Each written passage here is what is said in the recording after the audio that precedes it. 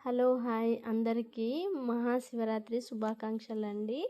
ఇంకా ఈరోజు అయితే మామూలుగా దేవుడి గుడికి వెళ్ళొచ్చాము, దర్శనం చేసుకున్నాము, ఇంట్లోనైతే పూజలు చేసుకున్నాము, అన్నీ అయిపోయిండే. దేవుడికి అయితే ఫ్రూట్స్ నైవేద్యంగా అట్లా పెట్టుకొని ఉండేను అన్నట్టు. మా అబ్బాయి అయితే ఇంకా అన్నాడు, మమ్మీ వేరువేరుగా ఉగాదికి స్పెషల్ ఉంటుంది, వినాయక చవితికి స్పెషల్ ఉంటుంది, సంక్రాంతికి అని చెప్పేసి, మరి శివరాత్రి రోజు ఏంటి మమ్మీ స్పెషల్ అని అడిగిండు. అంటే వాడి ఇంటెన్షన్ ఏంటంటే ప్రసాదం ఏంటి స్పెషల్ అని. సో శివరాత్రి రోజైతే ప్రసాదం అంటే స్పెషల్గా ఏం చేయం నాన్న, ఫ్రూట్సే నైవేద్యంగా పెడతాం దేవుడికి అని చెప్పాను. లేదు మమ్మీ, అన్ని పండగలకు ఉన్నట్టు నాకు కూడా ఈరోజు ఏదో ఒకటి చెయ్యాలి, నువ్వు లేకపోతే నేను ఊరుకోనని చెప్పేసి ఏడుస్తూ ఉండే అన్నట్టు. ఆడి కోసం అని చెప్పేసి ఇంకా నేనైతే డబుల్ కా మీఠా చేశాను.